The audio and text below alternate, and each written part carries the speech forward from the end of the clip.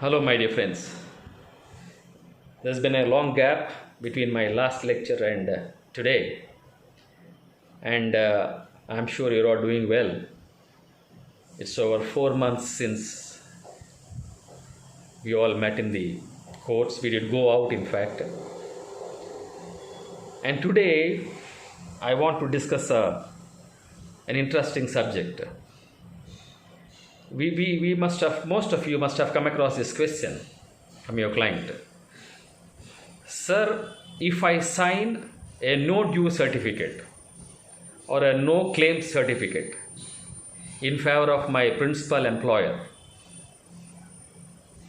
and receive some payment, am I entitled to make further claims at a later point of time? For example, your client is a contractor with a steel plant and he completed the work, executed the contract, delivered the project, and he would raise a final bill of say 8 crores.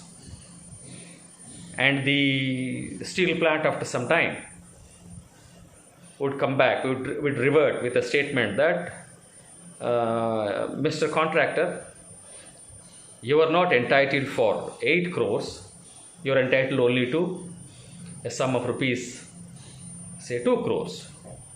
There are XYZ deductions and we will only pay you 2 crores, you take it or leave it. By that particular point of time, your client, the contractor, is an absolute financial duress. He is under absolute problems. He has to make payments to his suppliers, his subcontractors, labor, taxes, and whatnot. So he's almost getting choked. So if he refuses to take this 2 crore rupees payment from steel plant or whatever, principal employer, he would not be able to survive anymore. So under those circumstances, this letter is addressed by the steel plant, or why steel plant always? By the principal employer. You take it or leave it, like do or die. So then your client comes to you. Sir, what should I do? I am entitled for a claim of 8 crores, but my principal employer is only saying that he will pay me 2 crores and not more than that. So I have to necessarily take this money, otherwise I will not be able to survive. People are waiting outside. So there are so many situations like that. There are so many situations where the contractors are constrained to face this calamity, I would say. So then the question is, what should we advise your client? Should we advise the client not to take the money? Can we say, you take the money and then for the balance amount we claim at a later point of time? Or can we file a suit directly? Can the client wait for the time the suit is disposed of? These are the questions which you may have to answer. You may have to accordingly advise your client. So in this regard, there are few judgments I just wanted to place before you so that you would be able to understand the position better. The law on this subject, according to me, has been well clarified earlier. I would say there are few judgments.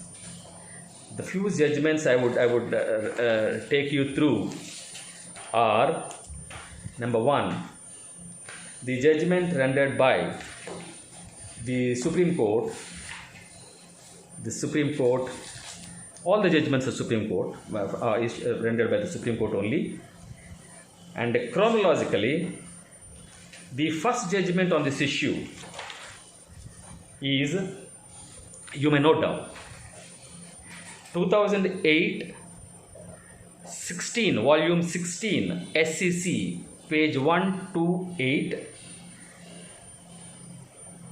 Associated Constructions versus Pawan Hans Helicopters Limited. Associated Constructions versus Pawan Hans Helicopters Limited. And then there is another judgment of National Insurance Company Limited, National Insurance Company Limited versus Bogara Polyfab Private Limited. I am repeating, National Insurance Company Limited versus Bogara, Boghara, Bogara Polyfab Private Limited, reported in 2009, Volume 1, SEC, page 267. Chronologically, I am giving you the judgments. And number 3 is Union of India versus Master Construction. Union of India versus Master Construction Company, reported in 2011, Volume 12, SEC, page 349. Okay, and then New India Assurance Company Limited, New India Assurance Company Limited versus Genus, Genus, Genus Power Infra Limited, reported in 2015, Volume 2, SEC, page 429. Volume 429, 2015, 2 SEC, page 429. Now let us discuss these judgments one after the other. Yes. Now let's see the oldest of the judgments available now. 2009, 1 SEC, page 267. National Insurance Company Limited, Bogara Polyfab. I'll just read out the brief facts for your record and appreciation.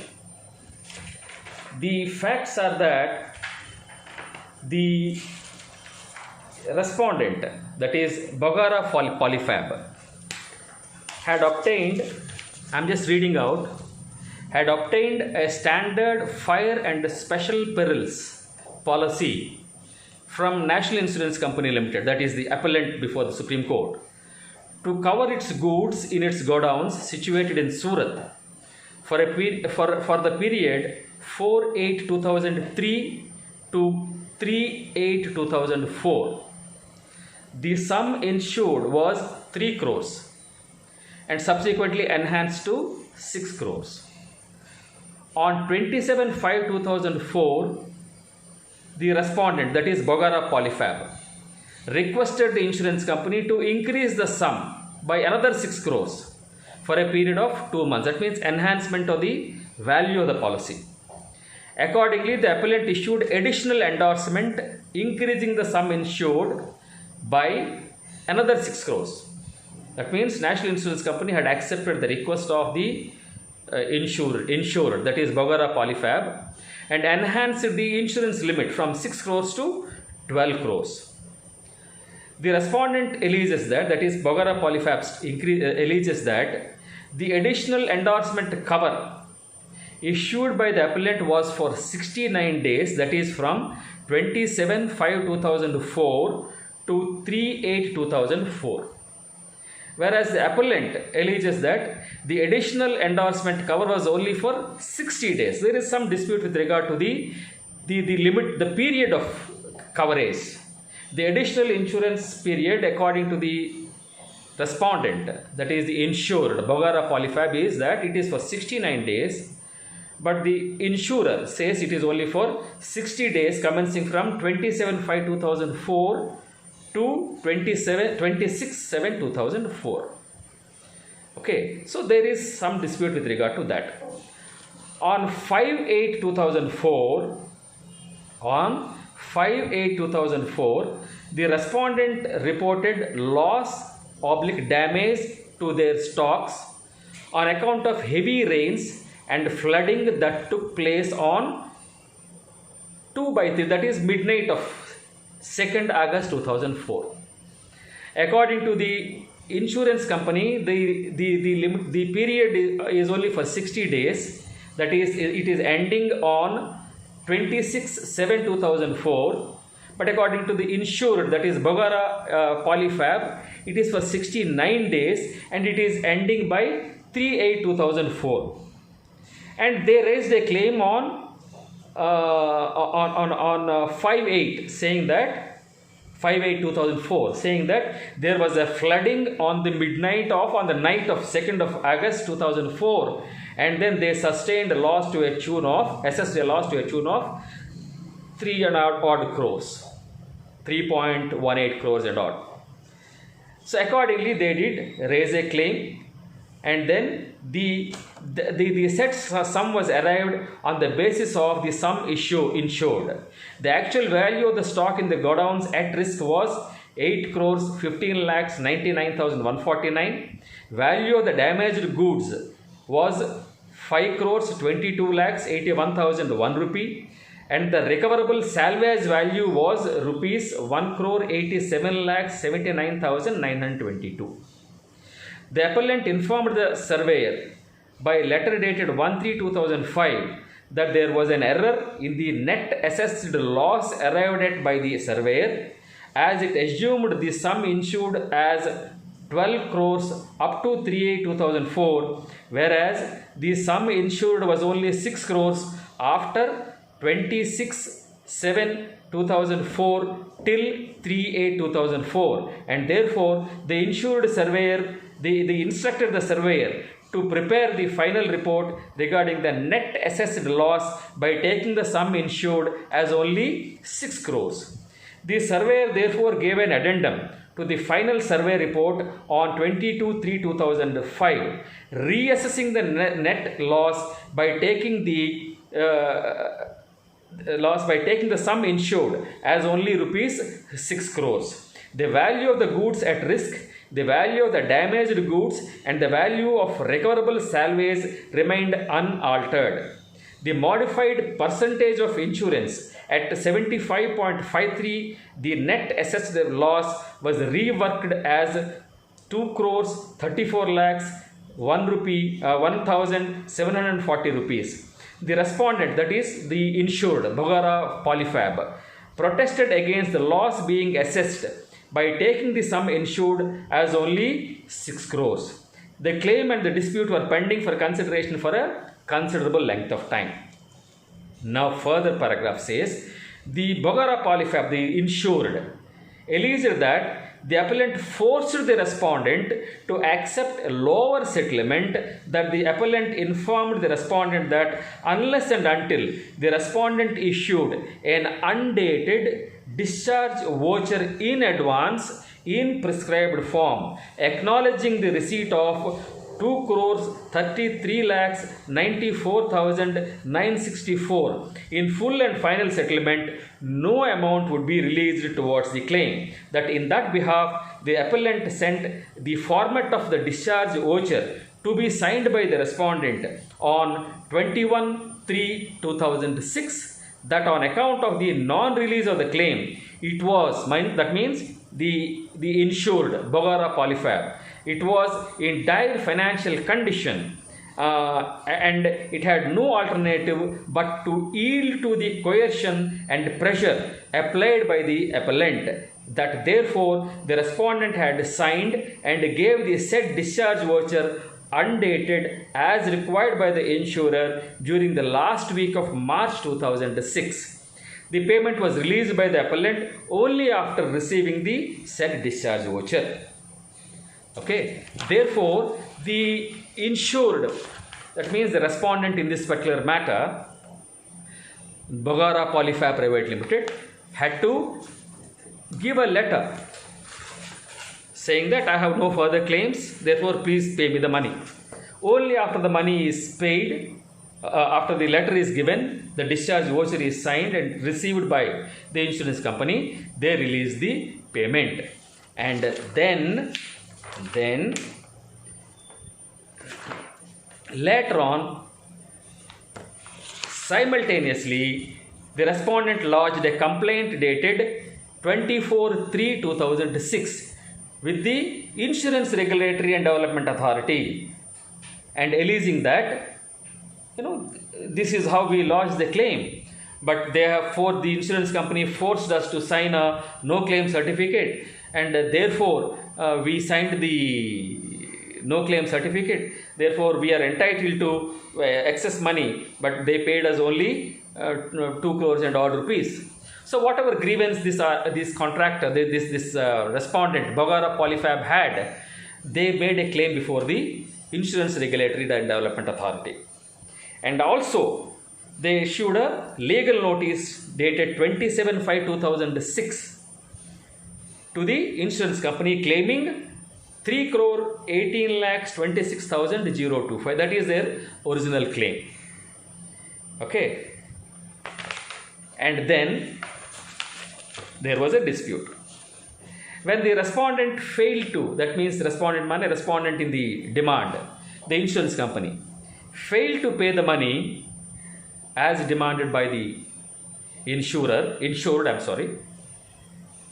the insured had taken the matter to Bombay High Court filing an application under Section 11 of the Arbitration and Conciliation Act. He did raise a dispute, a petition before the Bombay High Court saying that, my lord, there is an arbitration clause and I am entitled to this amount of money, but the respondent, insurance company, refused to pay me the money unless I sign the full and final settlement voucher. I am under extreme financial duress. My financial situation was so poor and bad that I had to succumb to the demand made by the insurance company, and accordingly I signed this. Therefore, my claim sustains. You see, it is surviving, and my letter addressed to the insurance company is not voluntary, and therefore this matter may be referred to arbitration. And then the respondent naturally, had contended whatever, saying that there is a discharge of the contract, the arbitration clause doesn't exist and survive. And in this context, in this regard, the respondent before the arbitration court, before the Bombay High Court, relied upon few judgments. You may note down these judgments also so that you can analyze the position better. You may note down these judgments. 1994 Supplementary Volume 3 SCC page 83. The parties are State of Maharashtra versus Navbharat Builders. Okay. The second judgment is P.K. Ramanayya and Co. versus Chairman and Managing Director NTPC,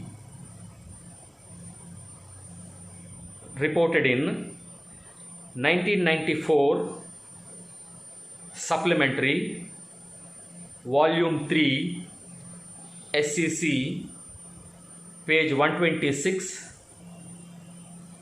And the third judgment is Nadani Steels Limited, Nadani, Nathani, Nadani Steels Limited versus Associated Constructions, reported in 1995 Supplementary Volume 3 SCC page 324. These judgments were relied upon by the insurance company, that is National Insurance Company, to state that the contract is discharged and that the arbitration clause doesn't exist. There is no dispute at all. The afterthought of the insured, Bagara Polyfab, cannot revive the arbitration clause, and therefore the subsequent claim of the claimant need not be referred to arbitration. Okay, and then this matter has been discussed at length by the Supreme Court, and various judgments are also referred to, and ultimately at paragraph 28, paragraph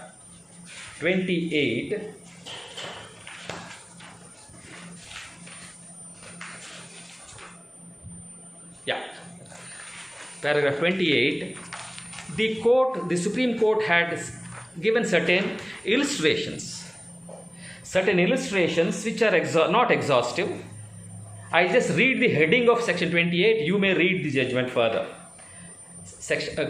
Paragraph 28, some illustrations, in the brackets it said not exhaustive, some illustrations as to when the claims are arbitrable and when they are not, when the discharge of contract by accord and satisfaction are disputed. To round up the discussion on this subject, 1, 2, 3, 4, 5,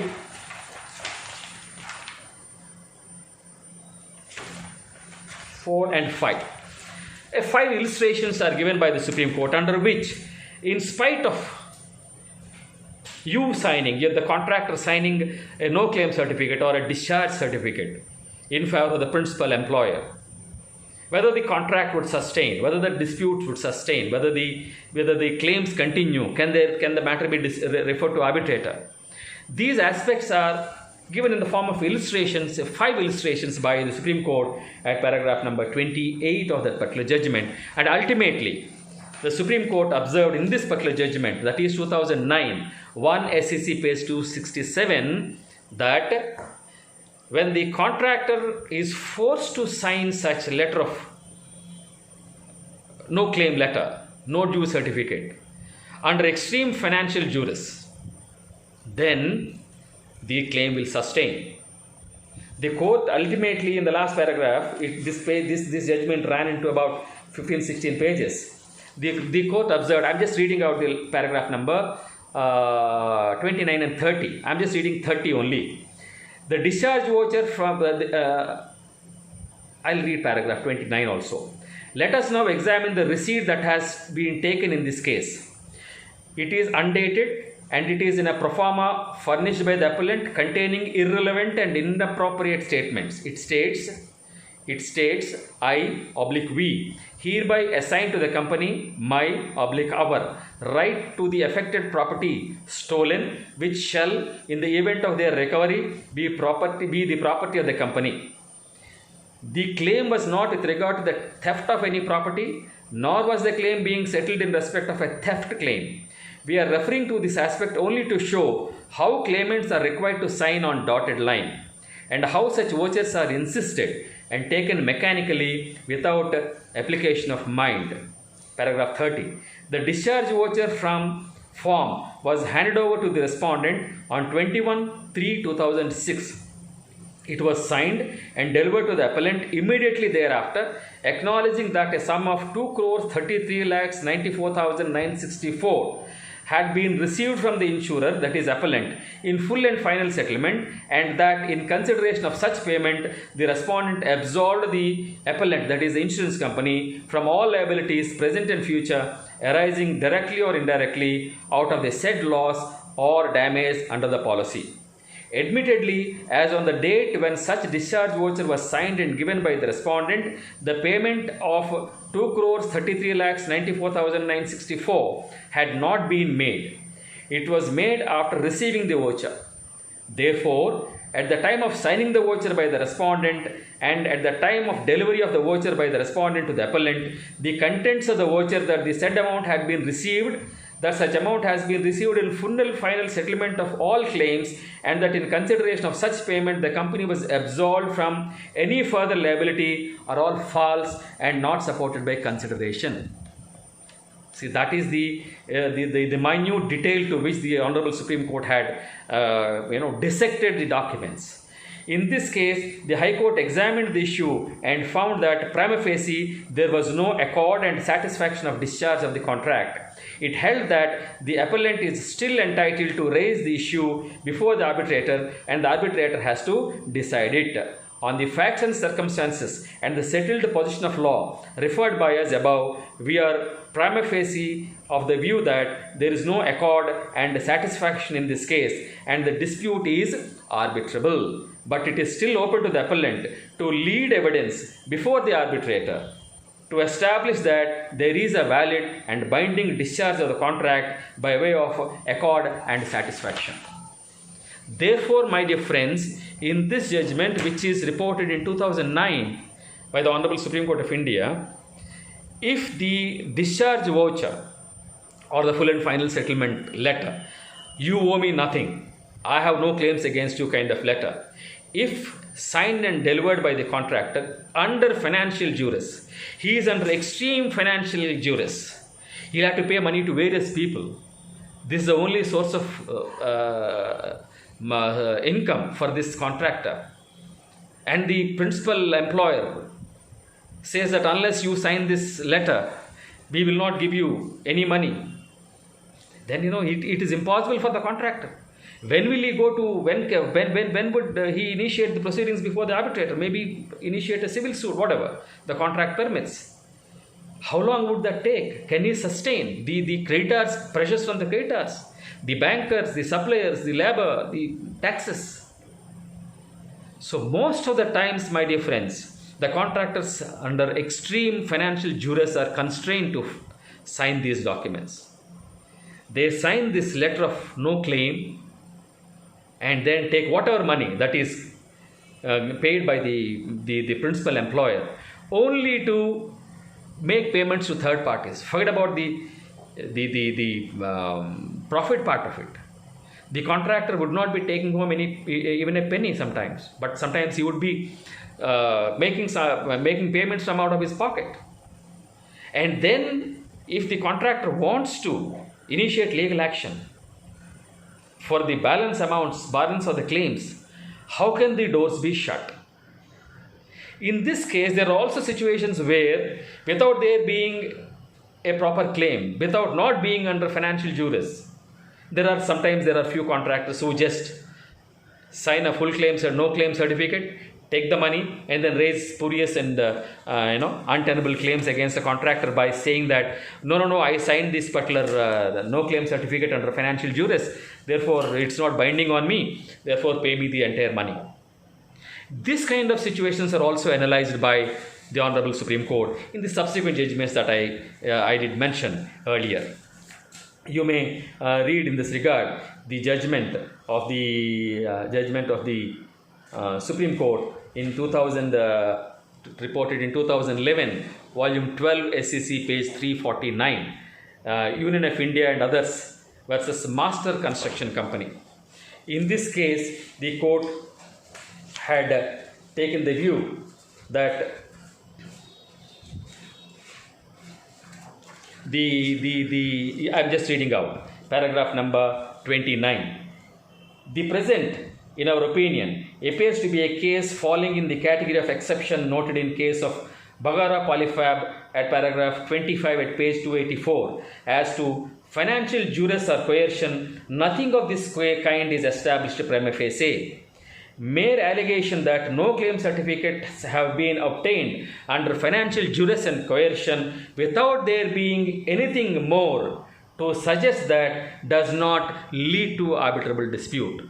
That means in this case, the court found that there is no arbitrable dispute, but means the court had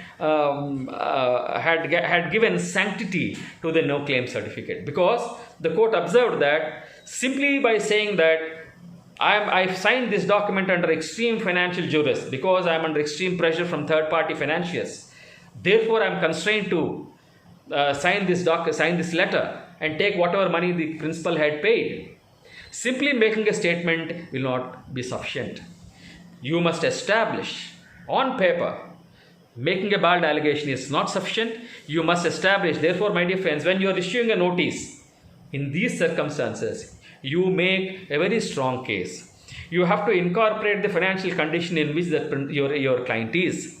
You may have to incorporate the bank statements. You may have to incorporate the notices issued by third-party claimants, third-party creditors issuing notice to your client. You owe us so much money for the supplies made. For you owe so much of money for the cement that we supplied, maybe iron that we supplied, or electricity bills from the electricity department, maybe from various other labor contractors, the tax dues.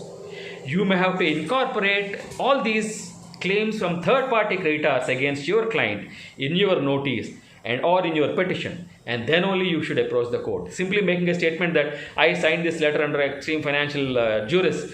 No. This judgment said simply making a statement, simply saying that I was constrained to file this, address this letter of no claim to the principal contractor because he refused to pay me any money unless I sign this letter. No. You must establish that you are entitled to that money, prima facie, and that you are under extreme financial duress. Unless this particular aspect is established, then otherwise you are not entitled for revival. I would say you cannot revive your claim for the further payments. This is what the Supreme Court said in 2011, volume 12, SEC, page 349. Okay, and then now go to the next judgment, 2015, 2 SEC, volume 2, SEC, page 429, New India Insurance Company Limited versus Genus Power. This is of the year. Judgment is delivered on 4th December 2014, but reported in the 2015 SEC. In this case also, the similar claims. You may read paragraph number 9 in this.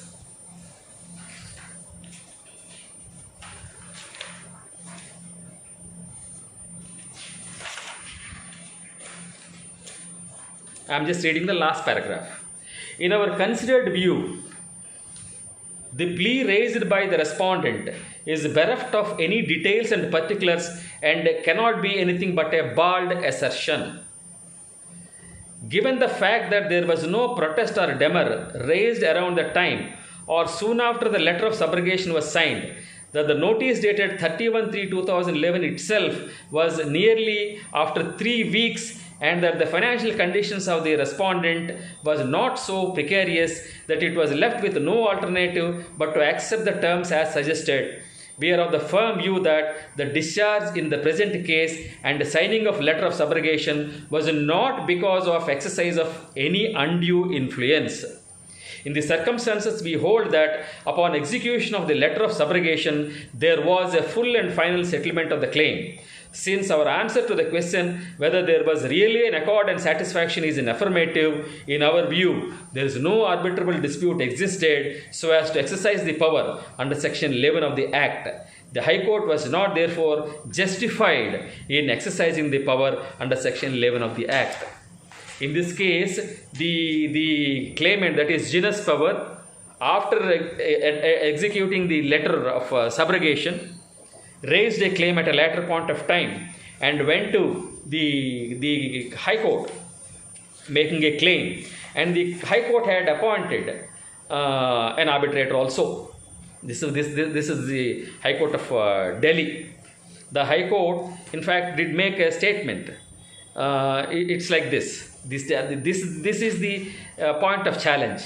The observation of the High Court was, while order dated 10th May 2013, this court has already observed that there is a valid arbitration agreement between the parties and there are disputes which are covered under the arbitration agreement. The learned counsel for the respondent submits that the disputes are not arbitrable. The respondent can raise this objection before the arbitrator. This is one kind of observation made by the Delhi High Court. This was placed before the Supreme Court for challenge by the insurance company. Therefore, in this case also, the Supreme Court observed that the respondent, that means the insured or the claimant, did not make out a case that says that shows that prima facie he had signed this letter of no claim certificate or addressed this letter in favor of the principal, that is the insurance company, voluntarily. There is no material before the court that he is under extreme financial duress or that he signed this particular letter under undue influence. There is no material before the court. Therefore, whenever a client comes to you with this kind of case, make it a point. You cannot create evidence, but if there is evidence, don't ignore it. Don't just leave it. You incorporate all these facts in your claim, in your notice addressed to the principal employer making a claim. And summing up all these judgments which I have narrated now, the Supreme Court very recently, this is the latest of the judgments on this subject. You may note down 2019 volume 16, scale, page 242. Equivalent is 2019 Supreme SC, page 1255. Equivalent again is 2019 volume 4 current civil cases, Supreme Court, page 248. This judgment is delivered on 13/11/2009. To my investigation, this is the latest of the judgment on the subject. If they are later, you may supplement to whatever I said. This is the judgment between Oriental Insurance Company Limited, you may note down, Oriental Insurance Company Limited and another versus Dicitex, DICITEX Furnishing Limited. Dicitex Furnishing Limited. This is a case again where the Supreme Court had observed the validity of the no claim certificate and the letter addressed by the insured, the validity thereof, whether the letter addressed by the insured terminated the contract or they terminated the dispute at all. These aspects are discussed in this particular case by the Honorable Supreme Court. Okay. The facts of this particular case are, I'm just reading out. On 17/9/2011, Dicitex, that is the respondent before the Supreme Court, obtained a standard fire and special peril policy. It was issued by the appellant insurance company to cover the stocks of goods lying in its 3 separate godowns located at Thane, Maharashtra by 3 separate endorsements.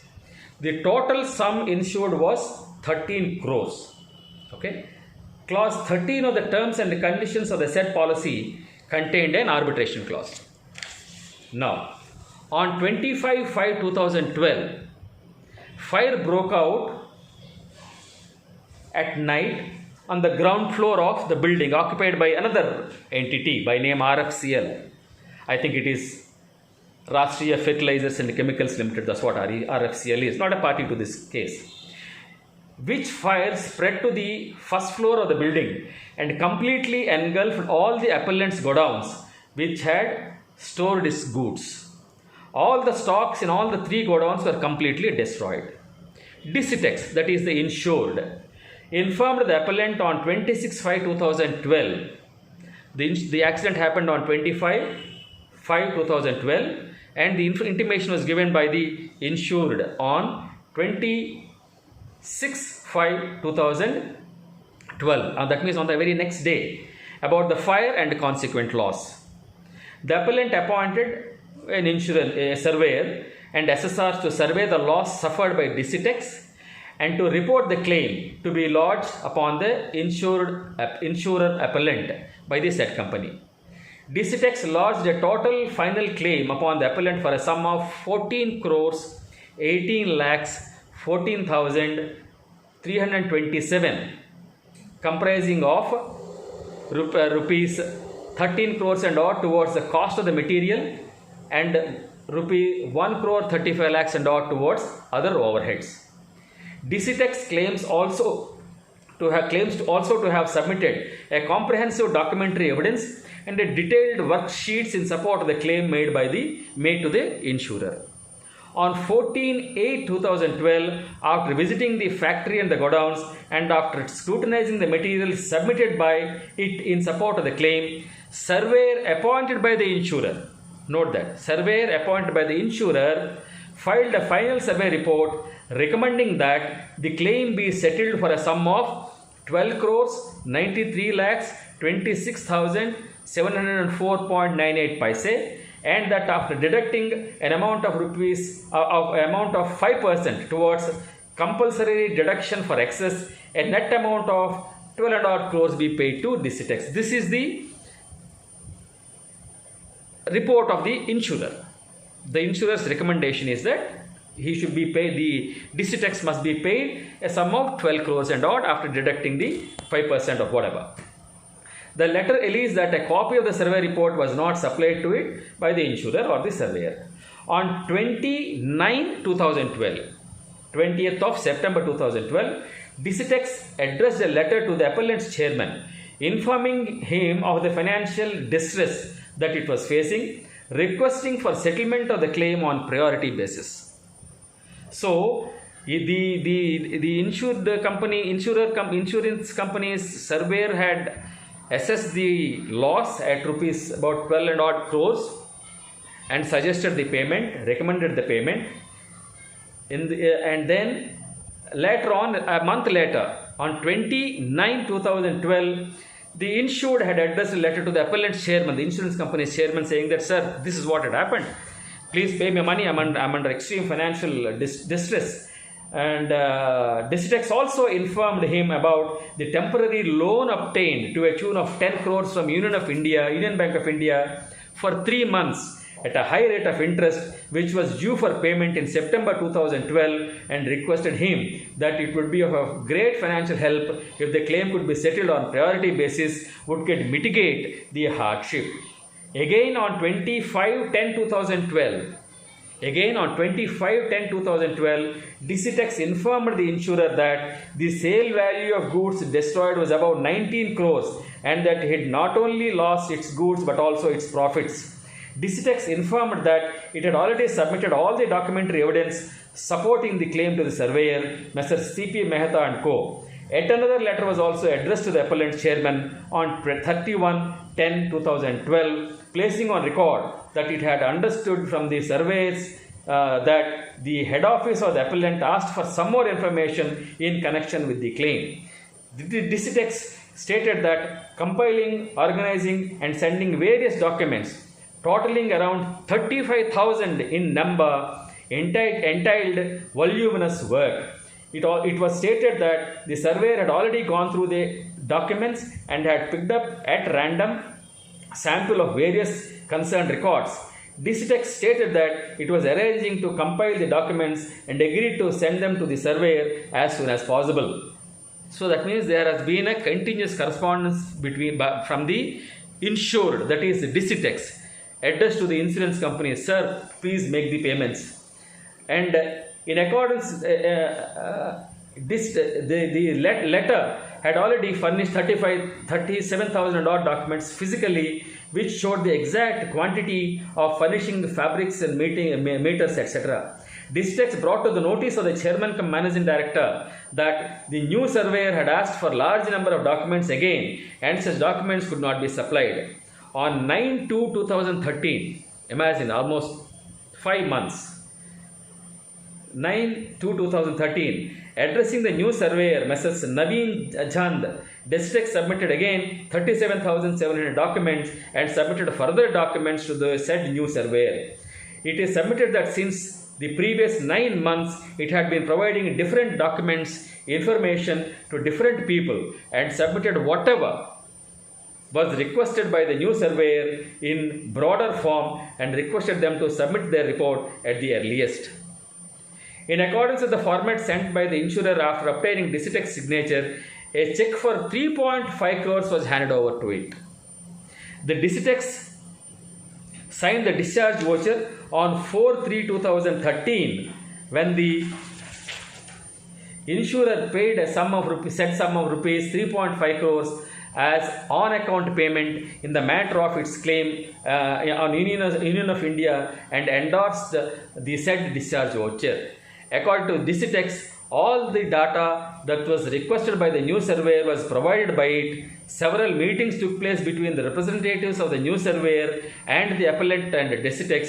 Digitech mentioned several letters to the appellant and the surveyor in 2013 regarding the release of the amount. Digitech also stated that it felt strongly that the new surveyor was not justified with whatever was provided by it, though all the data it submitted that proved its genuine claim, and that the intention of the new surveyor was to somehow reduce the claim. In other letters, such as the one dated 21/2/2014, Digitech informed the appellant that the surveyor was refusing to commit to any fixed date within which they would be submitting the report, and also appellant's officials had no answers to its questions with regard to when the claim could be settled. That means the first surveyor had assessed the value at around 12 crores. Insurance company was not happy with that. They appointed another surveyor. Again, the poor insured had to again resubmit all the documents, voluminous, about close to 37,000 copies of the documents. Again, furnish evidence. And then the second insurer had reduced the claim to 3.5 crores and odd. And the insurance company said, if you don't sign, we will not pay you this money also. So, my dear friends, by the conduct of the parties, from the time the fire broke out in the godown, from the very next day itself, the claimant, the insured, had raised its claim, submitted the documents. Months passed by, but the insurance company would not respond. Insurance company is not happy with the earlier report. Therefore, they appoint another insurer, a surveyor. He will reduce the claim despite voluminous evidence on record to drastic 3.5 crores and odd. And then the insurance company says, if you don't sign a full and final settlement, letter of subrogation, we will not release this payment. Therefore, his options are limited. The options are limited, therefore, he had to sign the documents and then suffer the consequences. This is what is the circumstances under which, this is called, I should say, the circumstances of financial duress. The contractor or the subcontractor is in such a financial situation that he is choked. He is choked from all sides. He cannot do anything. The people are demanding him for payment of the money. And not a penny is being paid by the person who owe him money. And his options are limited except signing the paper. Therefore, after signing the no claim certificate, this gentleman approached the court of law, invoking the arbitration clause. So, raising dispute, invoking the arbitration clause in the insurance contract of insurance, the aggrieved party, whose claim is over 15-20 crores, is only paid 7 crores based on the second surveyor's report, approached the Bombay High Court. By filing an application under Section 11, seeking appointment of an arbitrator, saying that I did execute this letter of no claim certificate or letter of subrogation in favor of the insurance company under extreme financial duress because my options are limited. I didn't have any other option. Therefore, I still have claims against the insurance company. Please, therefore, appoint an arbitrator. And the Bombay High Court had appointed an arbitrator, and that has been challenged by the insurance company before the Honorable Supreme Court. And the Supreme Court, while rendering this judgment, had taken into consideration a number of judgments, but ultimately relied upon the judgment of the Supreme Court, that is 2009 1 SEC page 267, that is Bagara Polyfab case, and then observed that the claim is arbitrable. I'm just reading out the conclusion part of the judgment. It will take some time. At least you need not read, you can just listen to me. The conclusion part of the judgment at paragraph 25. Admittedly, no due certificate was submitted by the contracting company on 21/9/2012, and on their request, completion certificate was issued by the appellant contractor. The contractee, after a gap of 1 month, that is on 24/10/2012, withdrew the no due certificate on the grounds of coercion and duress, and the claim for losses incurred during the execution of the contract site was made by letter dated 12/1/2013, that is after a gap of 3.5 months, whereas the final bill was settled on 10/10/2012. When the contractee accepted the final payment in full and final satisfaction of all its claims, there is no point in raising the claim for loss incurred during the execution of the contract at a belated stage, which create an iota of doubt as to why such claim was not settled at the time of submitting the final bills. That too, in the absence of exercising duress or coercion on the contractee by the appellant contractor. In our view, the plea raised by the contractee company is bereft of any details and particulars and cannot be anything but a bald assertion. In the circumstances, there was full and final settlement of the claim, and there was really accord and satisfaction, and in our view, no arbitrable dispute existed as to so as to exercise the power under section 11 of the Act. The High Court was not therefore justified in exercising the power under section 11 of the Act. Paragraph 18. It is clear that in Bagara Polyfab, no rule of universal application was indicated. No doubt, subsequent judgment which followed it were in the context of the facts as were presented in the court. Proposition 3 of the conclusions recorded in Bagara Polyfab visualize duress or coercion on account of withholding the payments due. The court, in more places than one, recognized that an aggrieved party can be the victim of economic coercion, which results in its signing the document which discharges the other party of its obligations. The master construction judgment is what? 2011 volume 12, SEC page 349. Master construction supra places the matter in the perspective when the court enunciated the principle in the following terms. In our opinion, there is no rule of absolute kind. In a case where the claimant contends that a discharge voucher or a no claim certificate has been obtained by fraud, coercion, duress or undue influence, and the other side contends the correctness thereof, the Chief Justice / his designate must look into this aspect to find out at least prima facie whether or not the dispute is a bona fide and genuine. Where the dispute raised by the claimant with regard to the validity of the discharge voucher or no claim certificate or settlement agreement prima facie appears to be lacking in credibility, there may not be necessity to refer the dispute to arbitration at all. Likewise, in genus power is what? Genus power is 2015 volume 2 SEC page 424.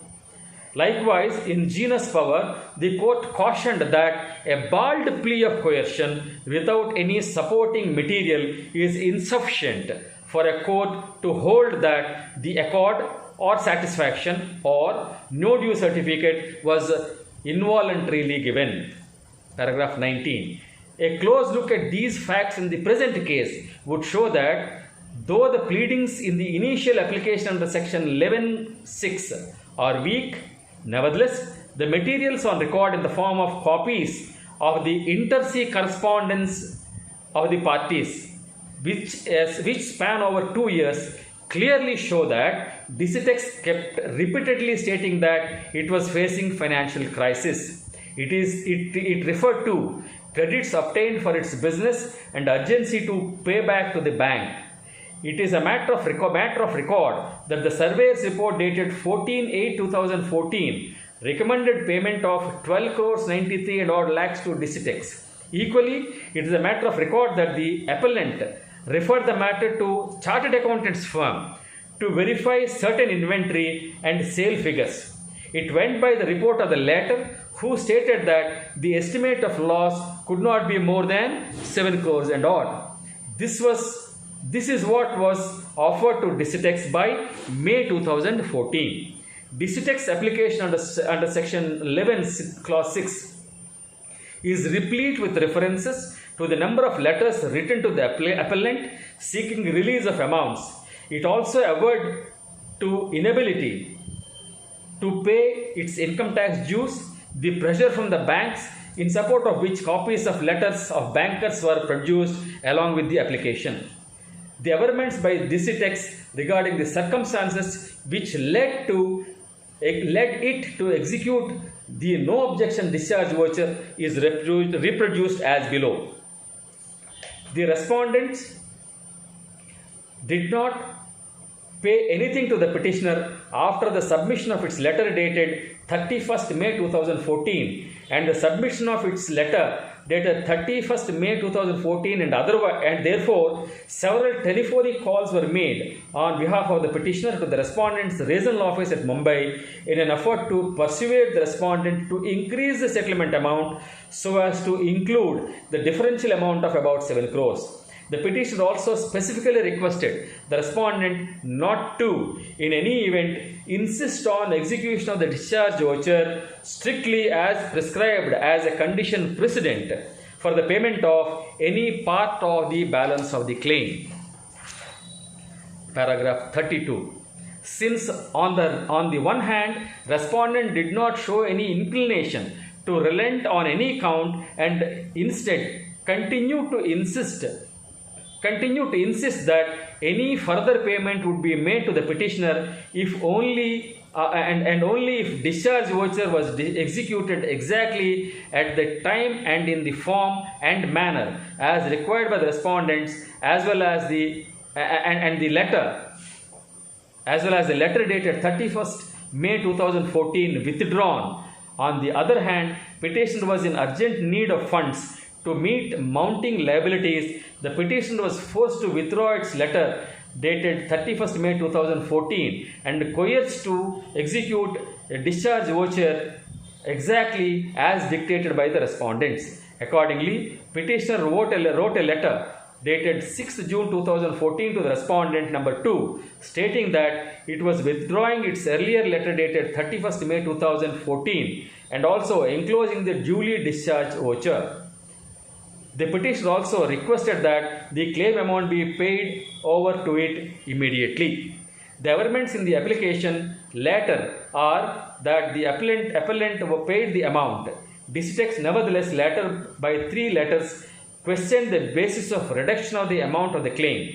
It later alleged that it wrote the letter dated 14th July 2014 to the respondent stating therein inter alia that since they were forced to accept the offered amount and that since there was a dispute on the quantum of the claim, settlement to be paid to the petitioner was invoking arbitration proceedings under clause 13 of the policy and to recover the differential amount. Paragraph 21. This is the relevant observation. An overall reading of the Digitex application under section 11 clause 6 clearly shows that its grievance with respect to the involuntary nature of the discharge voucher was articulated. It cannot be disputed that several letters spanning over 2 years stating that it was facing financial crisis on account of the delay in settlement of the claim were addressed to the appellant. This court is conscious of the fact that an application under section 11(6) is in the form of a pleading which merely seeks an order of the court for appointment of the arbitrator. It cannot be conclusive of the pleas or contentions that the claimant or the concerned party can take in arbitral proceedings. At this stage, therefore, the court which is required to ensure that arbitrable dispute exists has to prima facie convinced about the genuineness or credibility of the plea of coercion. It cannot be too particular about the nature of the plea, which necessarily has to be made and established in the substantive proceedings, that is the arbitration proceedings. If the court were to take a contrary approach and minutely examine the plea and judge its credibility or reasonableness, there would be a danger of denying a forum to the appellant altogether, because rejection of the application would render the finding about the finality of the discharge and its effect as satisfaction final, thus precluding the applicant of its right event to approach a civil court. There are decisions of this court, that is Associated Constructions versus Pawanhans Helicopters Limited, that is, I said that, 2008 volume 16 SCC page 128, and Bohara Polyfab upheld the concept of economic juris. Having regard to the facts and circumstances, this court is of the opinion that the reasoning in the impugned judgment cannot be faulted. In view of the foregoing discussion, the appeal is held unmerited and it is dismissed. Therefore, in the latest judgment of the Supreme Court, reported in 2019, Supreme SC, page 1255, equivalent is 2019, volume 16, scale page 242, decided the judgment between Oriental Insurance Company Limited and another versus Disitex Furnishings Limited. The Supreme Court had upheld or had underlined the observations of the Supreme Court in its judgments reported in 2009 1 SCC page 267, as well as 2018 volume 16 SCC page 128, and held that if the letter of discharge or no claim letter, no claim certificate, that's what most of the contractors are asked to execute before the amount is released. That means take it or leave it, do or die. You sign this letter or else we don't pay you anything. In those circumstances, if the contractor is actually, honestly, is under extreme financial duress, then the letter of discharge or the no claim letter addressed by the contractor cannot be said to be a honest, voluntary one. It is tainted with duress or undue influence, and it's not executed out of free will and volition. Therefore, the arbitration clause would sustain and survive, and the arbitrator can be appointed as per the terms of the agreement. Otherwise, you can naturally go to the civil court and establish that you are forced to execute the letter, no claim letter, under extreme financial duress. So you may have to incorporate all the evidence available. You read this judgment, the latest judgment, 2019 judgment, which shows the volume of the correspondence between addressed by the claimant to the insurance company. Almost quite often he is explaining the insurance company the financial condition in which he is in. Therefore, has been asking the insurance company to release the payments. Therefore, my dear friends, the cases depend definitely on the facts, but when you have facts in your favor, incorporate all of them. Simply writing that my client is constrained to address this letter, discharge voucher, under financial duress, therefore it is not binding on my client. No, don't do that. You incorporate each and every fact, incorporate the evidence if necessary, enclose the documents, make a claim. Then only you will be in a position to convince the court that the arbitration clause is sustaining and the dispute is still pending, and therefore it can be referred to arbitrator. The strength of your case will be decided by the arbitrator or the civil court, wherever you go, whichever form the contract contemplates. But your doors are not shut the moment you execute the letter, no claim letter in favor of the principal. Therefore, my dear friends, whenever a client comes to you, don't get carried away by the earlier judgments, two judgments that I did mention. There are also judgments which goes to show that if there is material to show that the contractor is constrained to, forced to execute such letter, no claim certificate in favor of the principal employer under extreme financial duress, then you are entitled for the claim. I don't say that you are entitled to the money that you are claiming, but you can at least agitate. You will have to necessarily prove your case before the competent forum, maybe a civil court, or if the contract permits or contemplates, before the arbitral tribunal. Therefore, my dear friends, I suggest that you read this latest judgment first, and then you can also distinguish the lines of arguments of all the parties and the observations of the Supreme Court in various judgments. I think this will clarify, give you some clarity. I don't say complete clarity on the subject, but some clarity maybe. And then you read further, you can supplement this. And then I wish you all the best and do well. Take care. Bye bye.